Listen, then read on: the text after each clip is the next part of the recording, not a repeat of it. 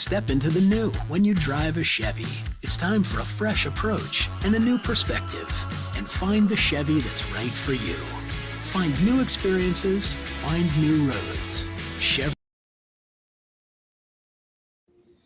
Hey, welcome back to High School Game Day here on the Missouri Sports Network, MissouriSportsNetwork.com, where everyone has a home field advantage. And as always, presented by Doak Propane, the Bank of Billings. The Bank of Billings, established in 1889, the oldest bank in Christian County. Also presented by Shelter Insurance and RBW Agricultural Farm Sales. We go to Glendale High School here as part of our Chevy Dealers of the Ozarks Athletes of the Week segment. We bring in Glendale Falcons head coach Jim Julian and our Howard Bell Player of the Year, Glendale Falcons Sebastian Norman. Gentlemen, thanks so much for your time today. Appreciate it. Thanks for having us on. Yeah, thank you. Coach, we'll talk a little bit about the Falcons. You guys coming up, getting ready to seed your district. I believe that's tomorrow. Yep. We had Coach Hauser on from Kickapoo and a lot of games that have district implications. But outside of that, you guys are right around the 500 mark. Kind of put a bow on the season for the Falcons. Yeah, we're sitting at 12-13. Kind of been an up and down year. We won 3 in a row at times, and then kind of lost a couple in a row. So really couldn't get much going streak wise. Other than that, we're pitching it and playing pretty good defense, and at times we're hitting it well and scoring some runs.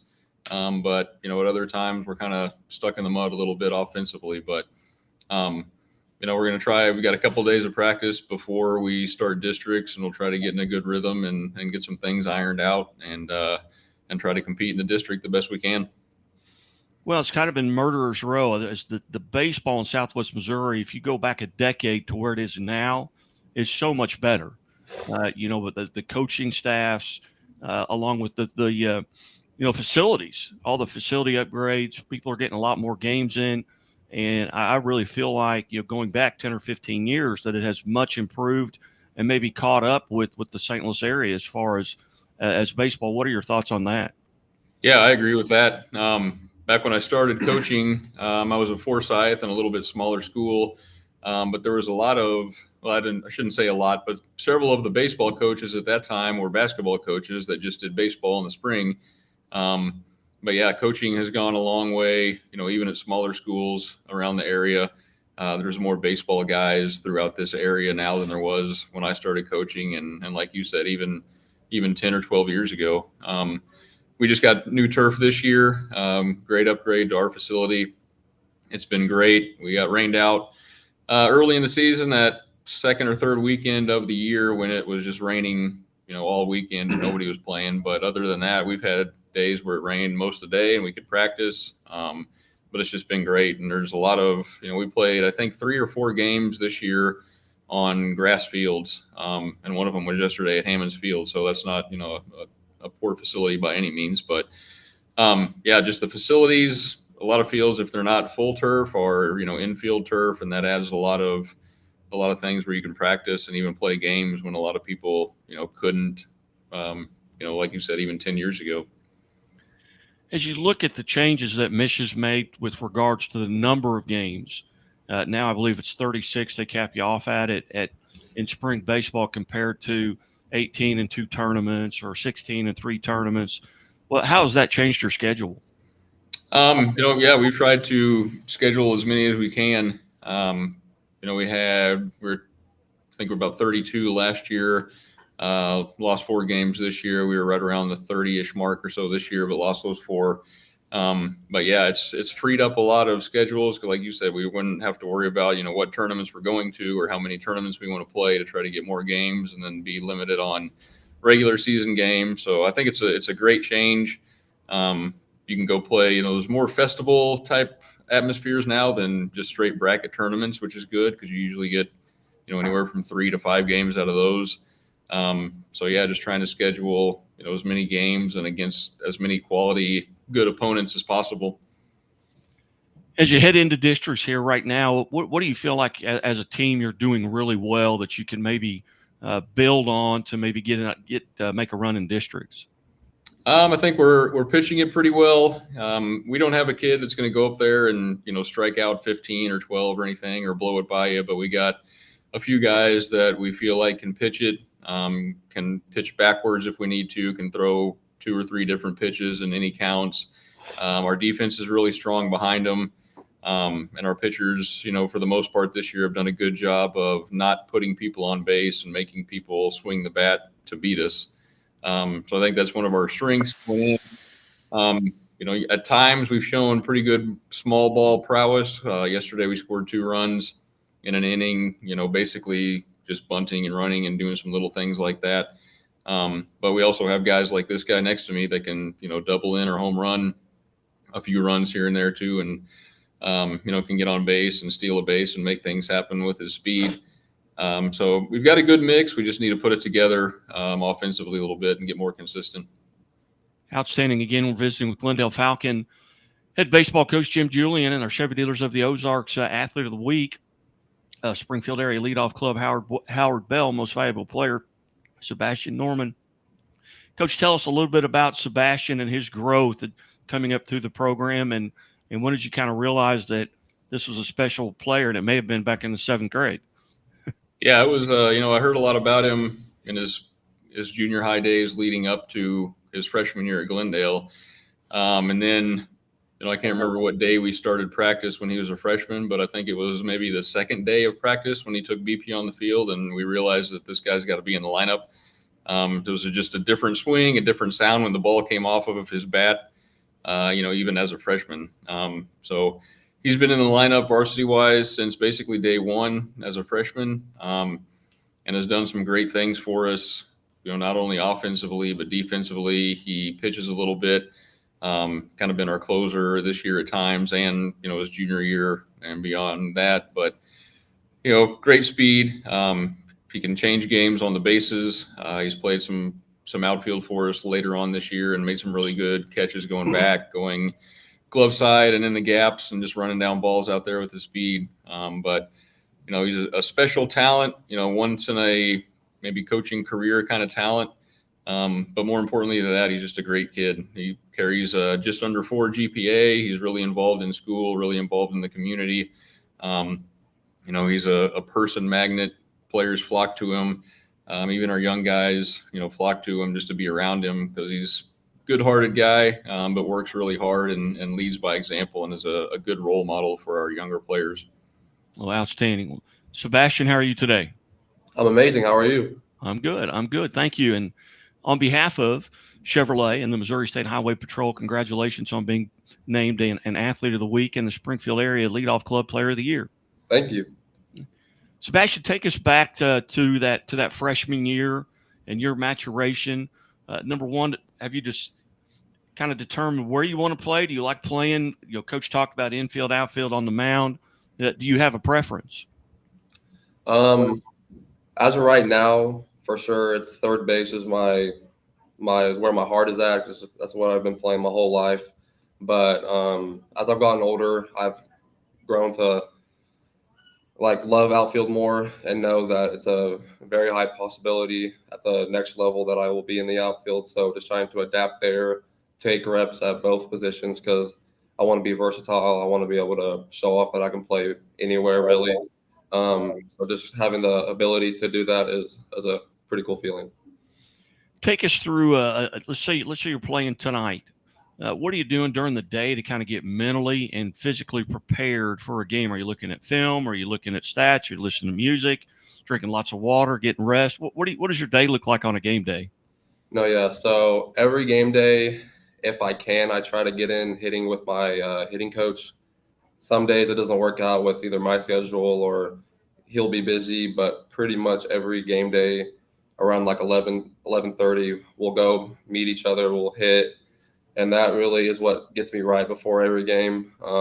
He knows my swing better than anybody. He could watch just one swing from just like a video, say from yesterday, and he can instantly tell me what I did wrong, what I did right, what I need to fix. And he can give me a pretty good indication of where I hit the ball just from one swing. So he knows me very well. He gets my mind right, my swing feeling good, and I would say that's the biggest thing leading into a game day. You have any superstitions? I mean, you got to eat the same meal every morning. I've talked to you're like the 4th or 5th baseball player that's won these Springfield Leadoff Club awards, and they all kind of had maybe superstitions. Do you have a superstition, a pair of socks or a candy bar or a drink or something? No, not really. Not. I don't do it consciously. I don't really think I have a superstition, but maybe say if I do good one game, I'll maybe wear the same batting gloves the next game, but then I always try to rotate stuff. I don't really have a superstition, but I guess if I do have a good game with say a certain batting gloves or certain pair of cleats, I might wear them for a game or two after. But other than that, I don't really have any. So you're in the on deck circle. You're watching the pitcher, the hitter in front of you. What are you thinking about? What's going through your? Don't give me any secrets. Don't give away any secrets. But what's going through your mind? Do you look for a certain pitch, or do you look for a certain location, or what's going through your mind? I don't really pay attention to the batter. Really, I just try to get my timing down from the pitcher because it's a great time to get the timing down. Obviously, you're not in the box, but you're pretty close to it, and it allows me to get a pretty good idea of what the pitcher's like, whether he quick pitches or takes his time, or just how slow he is or how fast he is to deliver the ball. It just allows me to get a decent idea with how he is, and I would say that's been a key to my success this year. Is just taking the on deck circle more serious than I have in previous years, and I think it's really paid off. So, outstanding.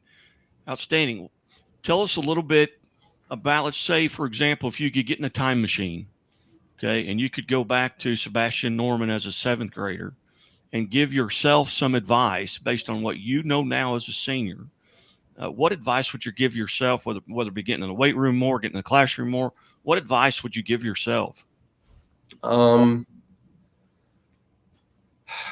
would just tell myself that you're going to fail, especially my junior high career. I really didn't fail much. Everything came to me pretty well up until my freshman year of high school. So being a freshman and kind of like not struggling too bad, but just I wasn't used to that. So it was definitely a difficult thing to get used to, and it took me. I'm still working on it, but I would definitely say I've gotten better with learning how to accept failure and learn that you're going to fail more than succeed in this game, especially as you get older and as time goes on. But just to be all right with failure, even though that's not a easy pill to swallow, especially as a younger kid, because you just want to go out there and do good every game. So I would say that's the biggest thing I would give advice to. And obviously, you've had some big moments, in your career, whether it be on the base paths, defensively, or in the batter's box. Are there moments that stand out to you that, man, I'd sure like to go back and have that at bat again? Or maybe in a bat that got away from you. I should not have swung at that pitch. But are there things that stand out? I think baseball players tend to hang on to those things longer than maybe some other athletes because of and most of it's success. But are there moments that you can look back on and say, man, I'd sure like to do that again? Yeah. A big one that I still think about to this day was hitting the go-ahead home run against Willard my sophomore year in the district championship. Sophomore year was kind of a hard time for me. That's when I kind of struggled the most and kind of didn't know how to deal with it. I really didn't know how to handle it super well, so I was just constantly in my head and stuff. But just the fact that I was able to come through for the team in the district championship against our biggest rival in the essentially what could have been our last game of the season. It was probably the best feeling I've had of all my high school career. It was a great feeling. I'm glad we were able to win that game. I'm glad our old pitcher at the time, Drew Wedgeworth, was able to throw a no-hitter against our rival too. So I definitely say that's been like the most, I guess, I don't know, the coolest feeling, that like the biggest memory I've had of high school. And if I could go back and do that again, I 100% would. And now, as far as next year, have you made a decision, and kind of fill us in on, if you can? I know that if you haven't signed anything, or don't worry about it, but if you have made a decision, can you share that with us and the reasons that went into that? As of right now, there's just no way of knowing. mean, it's a great opportunity to have MLB scouts come here and look at me, but I'm just more focused on coming into next week, winning our first district game, and hopefully going into semifinals, the championship, and then into state, and then I don't know, getting into summer ball. Hopefully, I want to play somewhere summer ball related. I don't know where it'll be at, but I want to continue to play and then get ready for OSU and what they want me to do. So, well, outstanding. Well, Sebastian, I have to tell you, I've been doing this for 18 years now, covering sports in this area with ESPN and now Missouri Sports Network. And every year I get coaches or sometimes parents that'll say, "You've got to go watch this kid play." And probably 90% of the time, pretty average. Got to see you play 4 or 5 times, and the juice is definitely worth the squeeze. If you haven't had an opportunity to watch you play, it was enjoyable, and it's been a great honor to get to visit with you. And again, congratulations. Thank you. And I have one more question, and I'm a mandated reporter for the Missouri State Highway Patrol. Do you always wear your seatbelt? Oh, of course. I feel weird when I don't wear one. Like I'll catch myself like maybe for like 2 minutes while I like first get in the car because I've been like thinking about something else. But then I always make sure I wear a seatbelt. So, well, outstanding, Coach Julian. Thanks so much for setting this up, and good luck as you head into districts. And I'm gonna try and get out to some of those district games down there because it's at Glendale, and I'd like to see the new facility. I've not seen it since they made the upgrades and things like that, but I really appreciate you setting this up. Yeah, no problem. Thanks for having us on. Yeah, thank you. All right.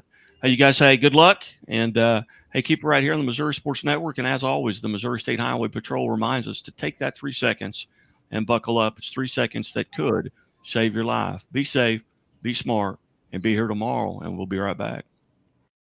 Hi, I'll have the avocado toast minus the avocado. So, toast. Yeah. Everything is so expensive these days. Hey, Chevy gets it. That's why they're keeping prices down to earth, like on the most affordable EV in America. A super strong and capable Chevy truck. And a high-tech Chevy SUV. Why is Chevy making affordable vehicles connected by OnStar? It's so together we can do more. We believe banking should make your life greater. It starts with affordable options to meet today's needs and tomorrow's dreams. From smart account options that fit your style to flexible loans for what comes next. It means convenient ways to access and manage your money whenever you need it and wherever you're headed. Most of all, it takes great support. Someone you can count on for trusted guidance and to be there for you every step of the way. Great options, great convenience, great support. For life. Great Southern